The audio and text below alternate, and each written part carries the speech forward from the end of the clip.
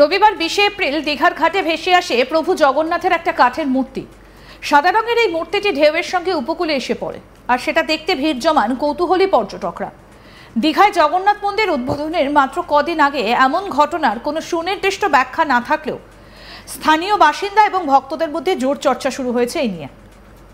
কিন্তু এই নিয়ে একটা পোস্ট করেছেন বিজেপি নেতা তরুণজ্যোতি তিওয়ারি।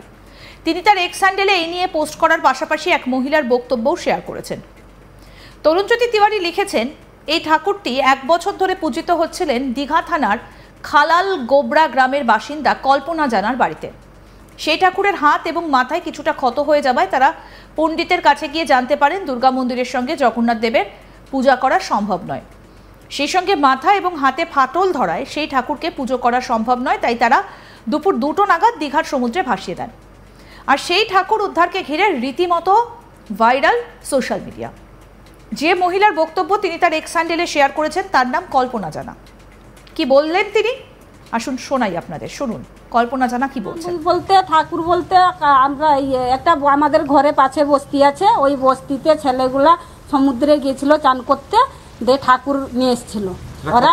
ওরা ঠাকুর ভেসে আসছে বা তারা নিয়ে এসছে আমরা জানি না, ওরা মোটামুটি নিয়ে এসছে ঠাকুর। আমি এটাই জানি যে ঠাকুর এনে আমাদের মন্দিরে বসিয়েছে। আমাদের কতদিন আগে? 1 বছর আগে। সেখান থেকে আপনারা আমরা পুজো করছিলাম, 1 বছর ধরে পুজো করছিলাম। 1 বছর ধরে পুজো করতে ওনারা এসে বসিয়ে দিয়েছেন মন্দিরে, আর ঠাকুরে তো বসিয়ে দিয়েছে, আমরা তো আর বের করতে পারবো না।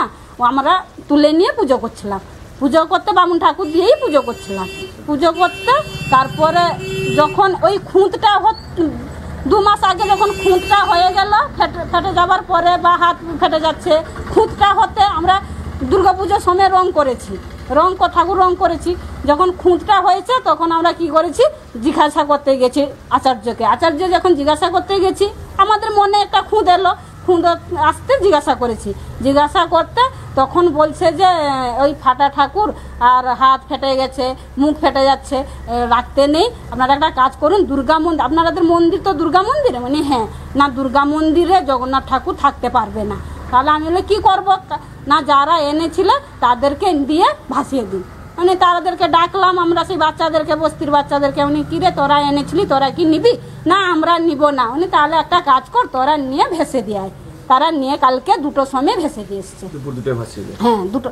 এবং এই যে খবরটা আপনারা কখন জানলেন? আমরা কালকে রাত্রিবেলায় জেনেছি যে সেই ঠাকুরটা আমরা হাতও নেই, ফেটে গেছিলাম, হাতটা ভেঙে গেছে, ফাটা মানে ভেঙে গেছে, আর মুখটাও ফাটা ছিল। আমরা রাত্রে যখন দেখি, মোবাইল যখন খুলে ফেলি, ওই রকম টেলিকাস্ট হচ্ছে ঠাকুরের নিয়ে।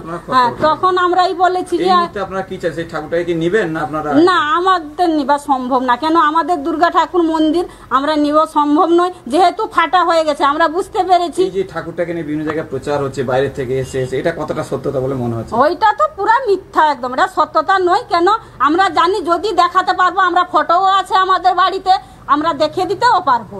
কেন, আমাদের তো ফটো তুলে আছে, পুজো করতাম, বামুন ঠাকুরও পুজো করতাম, ফটো আছে, আমরা দেখিয়ে দিতেও পারবো।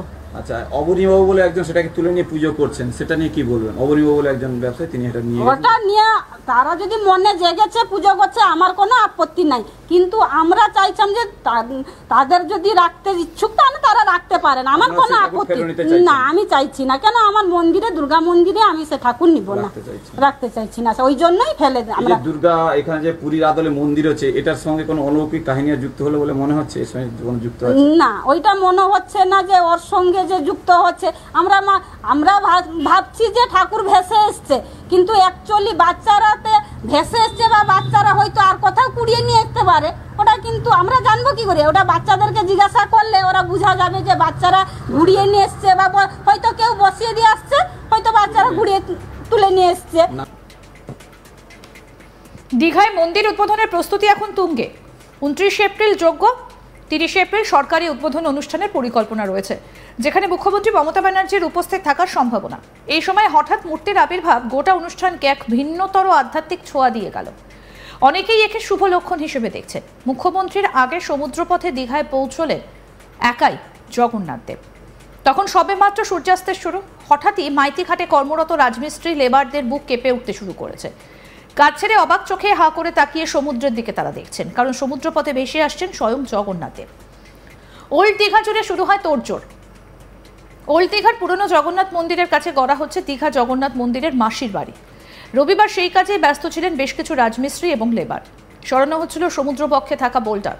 তখনই তাদের মধ্যে থাকা একজন লেবার হঠাৎ দেখতে পান সমুদ্রের ঢেউয়ে ভেসে আসছে একটা মূর্তি। সামনে আসতেই বোঝা গেল স্বয়ং জগন্নাথ দেবের মূর্তি সেটা। খবর ছড়িয়ে পড়তেই ওল্ড দীঘার দিকে ছুটে যান স্থানীয় মানুষ সহ সেখানে আগত পর্যটকেরা। স্বপন দোলই স্থানীয় বাসিন্দা কি বলছেন শুনবো। কি দেখলে ঠাকুরটা কোথেকে এলো? যখন আমাদের এইখানে যে মেন ঘাটে, যে জগন্নাথ মন্দিরের মেন ঘাটে যে কাজ করছেন যারা কর্মচারীরা যারা আছেন, তখন জোয়ার চলছিল। জোয়ার চলার কারণে জগন্নাথ ঠাকুর ভেসে আসেন। তারপরের মধ্যে একজন আমাদের এই কর্মচারী, যাতে আমরা বলি কর্মচারী বা লেবার বলিয়ে থাকি, তো ইনি প্রথমে দেখতে পান। তারপরে উনি ধরার পরে আমাকে আবার ডাকেন। তারপরে আমরা দুজন গিয়ে ঠাকুরটা তুলেন। জগন্নাথ ঠাকুরটাকে আমরা তোলার পরে এখানে এসে বসিয়ে রাখার পরে আমরা কাউকে তো জানাইনি। পরেক্ষণ সব দিকে সব কিছু প্রচুর মানুষজন আসছেন দেখতে, এখানে তো অনেক টুরিস্ট অনেকেই আসছেন, দেখতে আসছেন। অন্যান্য স্থানীয় বাসিন্দা এবং রাজমিস্ত্রি কি বলছেন শুনবো।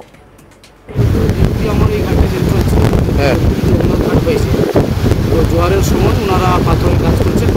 পাথরের কাজ করার সময় দেখলাম যে নদীর সাইডে ভেসে জগন্নাথ মহাপ্রভু ভেসে এসছে। তো ভেসে এসে ওনারা কাজ করতে করতে সঙ্গে সঙ্গে ওনারা উঠে তুলে এনে ঠাকুর তুলে এনে এখন ওখানে রাখা হলো। আমরা দেখলাম এতদিন কিছু নেই, কিন্তু জগন্নাথ যেদিন উদ্বোধনের সময় এসে গেছে, তারপরের দিনে এটা দেখলাম আশ্চর্যজনক ব্যাপার। তার আগে তো আমরা এটা কিছু দেখতে হবে। হ্যাঁ, যাই হোক, মহাপ্রভু তো এসে গেছে, মহাপ্রভু উদ্বোধন আছে। কেমন লাগছে? সবাই দেখে তো আশ্চর্য মনে ভাবছে যে কী হলো, এতদিন কিছু নেই, হঠাৎ কী করে মহাপ্রভু এখানে ভালো লাগছে। সবাই লাগছে এসে সবাই দর্শন করতে। কিসের কাজ? বোল্ডারে কি দেখ? ওই ঠাকুর এখানে পড়েছিল, ভাসছিল। হ্যাঁ ভাসছিল, দিয়ে এটাকে তুলে আসছে এই সাইডে। প্রচুর তো মানুষ, ওরা তেমন কোনো বলে ঠাকুর দেখতে লোক আসছে প্রচুর। অনেক লোকই আসছে, না কি বলবেন? হ্যাঁ আমাদের মানে